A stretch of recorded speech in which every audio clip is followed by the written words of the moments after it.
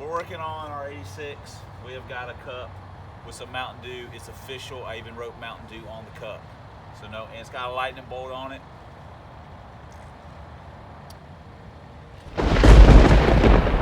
Woo!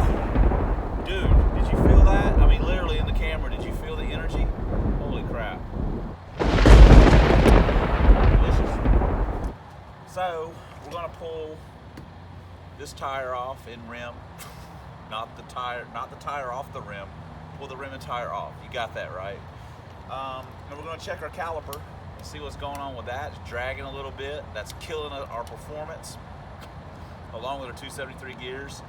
But we do have to rectify this situation. We also need to examine our cooling issue a little bit, and we need to check into doing something with the serpentine belt. I said I want to take it up there bone stock. But I do not want to buy a $30 or $40 serpentine belt to run one time at the track, and then it'll be gone after that and I'll never use it again. So I'm gonna have to try and find something that'll fit that I have in my stock, and we may have to put the underdrive crank pulley on it. I don't want to do that, but I may not have a choice. We may have a choice, right, Callie? There goes Callie. You probably can't see her in the camera shot, but she's here she comes. She's checking things out here. So there she goes. But anyway, that's what we're doing right now. So we're going to try and do something with this. We're going to try and do something with both of those things under the hood. See what we end up with. Probably need to pull a couple plugs, just take a look at them, see what they look like. Since they were fouled when I first got the car, see where we're at now that we've driven it around and ran it some. See how the plugs look. So, all right, well, let's get to work. Let's do something.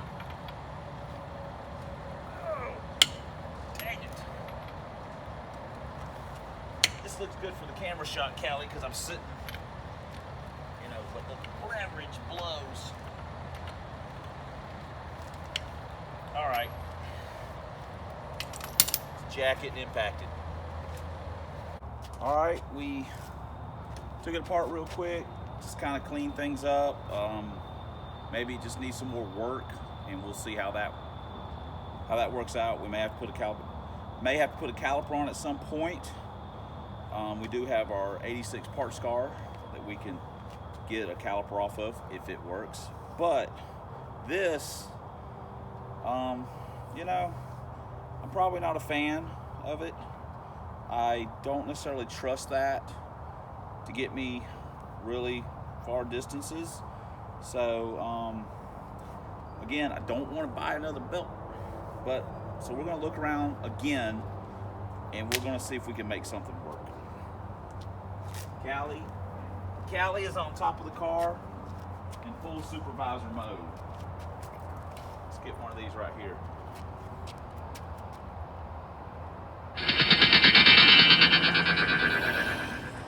Oh gosh, woo! That is a natural reaction to drinking Mountain Dew. You just want to do that. Okay, let's do this. You like that pun? Okay, guys. We've got our serpentine belt collection. I mean, it's not a big one, but we got a couple here and there. We're gonna see if we can find something that fits. If not, we may have to go to the standard underdrive crank pulley. Now, if I was a wee lad, a youth that had just got my first cheap FOXBODY, one of the first things I would do is put pulleys on it, or a pulley. So I would put one of these on. This is an aluminum one. We actually have the 4 bolts to put it on. I wouldn't put the race crank pulley on. I probably wouldn't even know about it. That's that's race car stuff. That's grown men stuff. So I'd probably put one of these little jewels on there for, pennies on the dollar, so to speak. And maybe it would make me think it's faster. Who knows? These are typically shown in any magazine test that was trying to pump a product from their advertisers. They would tell you these are an honest 10 or 15 horsepower. Who knows? Who am I to disagree with dyno test at a magazine that's trying to sell products? So anyway, but we may have to resort to putting this on to get a belt to fit, so we don't have to go buy another serpentine belt. So let's quit talking and let's start measuring belts and putting them on. I won't show you that because it's boring, and it's just a bunch of me yelling and cursing. So let's do this. A lot of talking in these videos, lots. We do not have a belt that's going to work with our current setup of pulleys. So we're going to take the crank pulley, but I do think I have a belt that's going to work with an underdrive pulley, and you know. So we are going to, I'm going to pull the stock pulley off, and then we're going to throw the underdrive pulley on and see how we are there.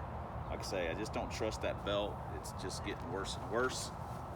And before you know it, it's already down to basically a 5 rib. Before you know, it's going to be a 4 rib, and it's going to be a no rib. It's going to be a mech rib. So let me pull this off. We'll put our underdrive on, see where we're at.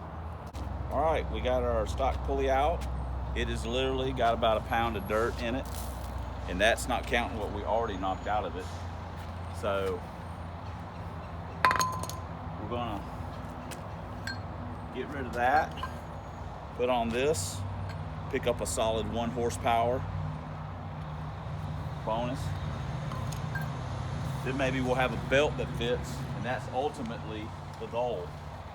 Now don't get me wrong, we did plan on putting that pulley on, possibly doing it at the track, and I wanted to take it up there fairly stock, so at this point we'll have an underdrive pulley, and we'll have a K&N air filter. Sorry, not stock. All right guys, we've got our underdrive crank pulley on, and we have a winner for a shorty belt. Let me show you that real quick. All right, here's our shorty belt. Plenty of clearance. Smog pumps bypass, no biggie there. The power steering is the real horsepower robber. Like I say, we've got our underdrive on, so we do have a short belt. Now maybe we'll get lucky and we'll actually have a belt that'll fit, that'll pick up the smog pump or not. It doesn't really matter to me. It doesn't really take any horsepower at all. You won't even notice it. It's more about getting the weight off the car. So we're gonna leave that on initially, then we'll ditch it later on. So still undecided about what we're gonna do about the AC compressor and stuff. And anyway, we'll figure that out later, but let me see if we got a belt that fits so we can run the power steering and stuff. All right, it's pretty sweet. We've got a belt that actually fits with the, picks up the smog pump, runs all the accessories with our underdrive pulley, so that's great. I went in and looked up, a belt was $27 to run one time at the track, and then after that it was going to be gone. I just didn't want to spend that money, so we will be going to the track with an underdrive crank pulley and a K&N air filter. So those will be our 2 modifications. Oh, and some shifter bushings, solid shifter bushings on the stock shifter, stock handle, so it doesn't have the rubber. But as far as performance modifications, that's going to be it. And we'll probably also bring some tires and stuff like that. So now we just need to drive it around a little bit and a little bit more, put a few more miles on it, and you know, just get a little bit more comfortable with it, see what's going on, and see if we can track down our leak, where it's either leaking at the radiator, it's got a crack, or what's going on. If it's something with the hose, we don't know. Could be thermostat, could be stuck, closed, or whatever. Still have the bypass, but anyway, let's go check that out. We'll be back in a few minutes. All right, I said I was going to pull a couple plugs. This is number 5. Now you see if I can get that up there close enough where you can get a good look at it. You also have to remember that these plugs were fouled when I got the car. I didn't change plugs or buy new plugs. I just cleaned these up. So they're cleaning themselves off pretty good. We also fouled them once again by letting it idle with the BAP sensor unplugged, and then whatever was going on with the fuel pressure. But these look better than when I put them in, so they're cleaning themselves off. So that's good news for us. And granted, that's just one plug. I'll pull number 8. That's number 5. I'll pull number 8, take a look at it, see how it looks. And looks good. Number 8 is pretty much a carbon copy. What? of number 5. You guys are about to start rocking. One of the neighbor cats, Walter, he's over here. If you ever saw the TV show Fringe, there was an alternate universe, and there was a Walter and a Walternate. He has a twin brother, lives down the street, so we call him Walter, and the other one is Walternate. He's not too friendly. Walter's friendly though, he's a buddy. All right, guys, we are out here at the testing spot, not the facility, but at the testing spot. I say testing spots, it's an industrial park. But, you know, everyone's still at work and things like that. But you can act a little crazier around here because you can't act crazy in a neighborhood. So, you know.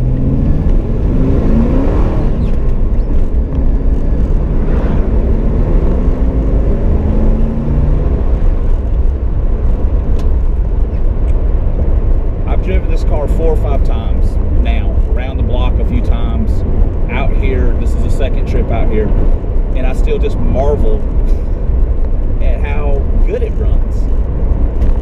It's crazy how good it runs and how well this transmission is working, considering that we started with garbage with both of them, the car, this. It just, you know, on the mainly we're checking, you know, we tinkered with the caliper a little bit,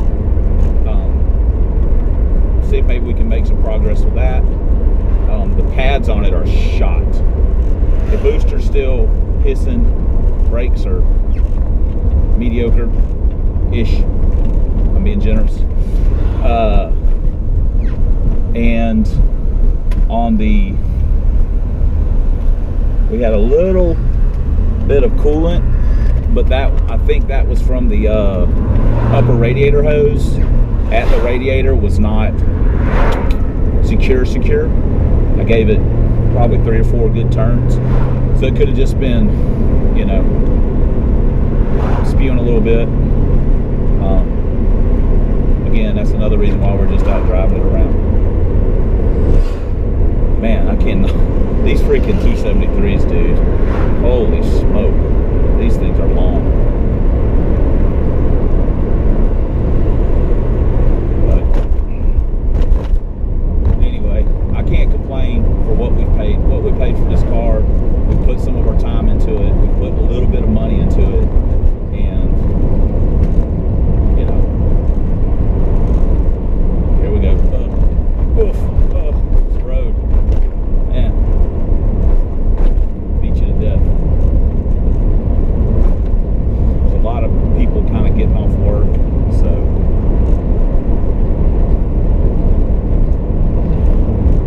you can't really act the fool.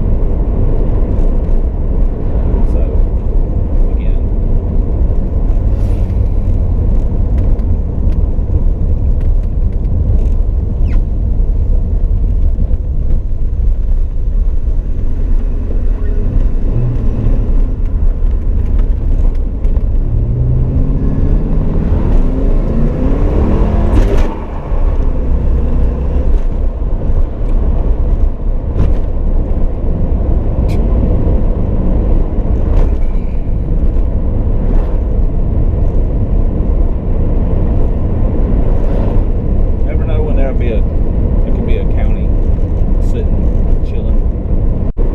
another thing is that when you have a bunch of modified Mustangs, like I do, sometimes you maybe lose sight of how, I say, good or pure, simple these cars are stock. They're really smooth, kind of torquey, you know. Of course, like I say, you get tired of it in about a week and want to start doing stuff to it. But anyway, these are great little cars. When they came out, man, they were so much fun, bang for the buck, easy to work on. Then the aftermarket, like I say, in the early 90s, the aftermarket just exploded on these cars, so it's crazy. Anyway, so like I say, we're not going to do any out car. And I know you guys just don't want to see me riding around talking, so that's boring. Even more boring than normal.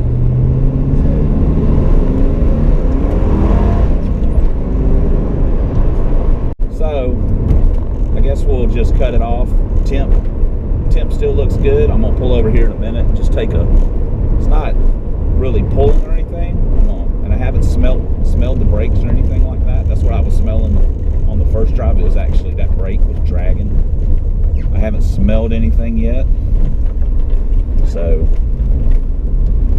I think it looks like we're pretty good. I think the upper radiator hose was my little issue with the shooting a little coolant out. I think everything's gauge is holding good now. It wasn't super hot last time, but it had crept up.